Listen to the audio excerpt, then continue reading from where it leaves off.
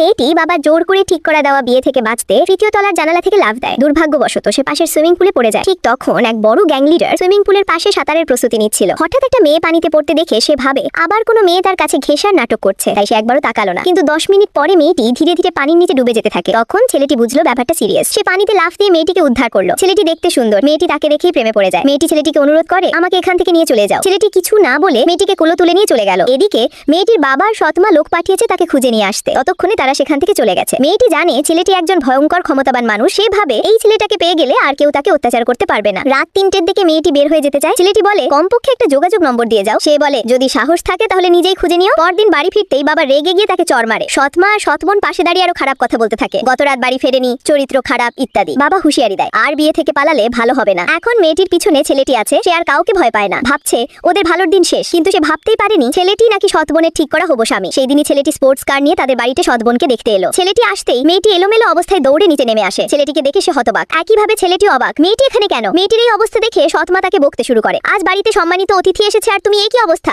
যাও ভিতরে যাও। মেয়েটি বলে ওই লোক আমাকে পড়াতে এসে আমার সাথে খারাপ কাজ করতে চাইছিল। ছেলেটি তার লোকজনকে ইঙ্গিত দিল উপরে গিয়ে সত্যি কিনা দেখতে। বাবা সৎমা ভাবো মেয়েটি আবার মিথ্যা বলছে। কিছুক্ষণের মধ্যেই লোকের একজন হোম টিউটরকে টেনে নিচে নানায়। সে কাঁদতে কাঁদতে বলে আমি কিছুই করিনি, শুধু তার হাত আর বাহু ধরেছিলাম। দয়া করে পুলিশ ডাকবেন না, আমার বউ আমাকে মেরে ফেলবে। এই কথা শুনে ছেলেটি রেগে যায়। সে আদেশ দেয় ওকে বাইরে নিয়ে যাও, ব্যবস্থা করো। ছেলেটির এই কঠোরতা দেখে মেয়েটির বাবা ভয় পেয়ে যায়, উল্টো ছেলেটির কাজের প্রশংসা করে। সৎমা আর সৎবোনও থোসামত শুরু করে, হ্যাঁ হ্যাঁ আমাদের মেয়ে ভাগ্যবান হবে আপনাকে পেলে। সৎবোন লাজুক হয়ে বলে আপনি কত শক্তিশালী। যদিও সৎবোন ছেলেটির ঠিক করা বউ, ছেলেটি তাতে আগ্রহী নয়। সে বলে আমি ধনী মেয়েটির ব্যক্তিগত টিউটর হব। বাবা তা মেনে নিতে না চাইলেও ছেলেটিকে ভয় পেয়ে রাজি হয়ে যায়। সৎবোন ভুল বুঝে ভাবে ছেলেটি শুধু আমাকে প্রতিদিন দেখতে বোনের টিউটর হতে চায়।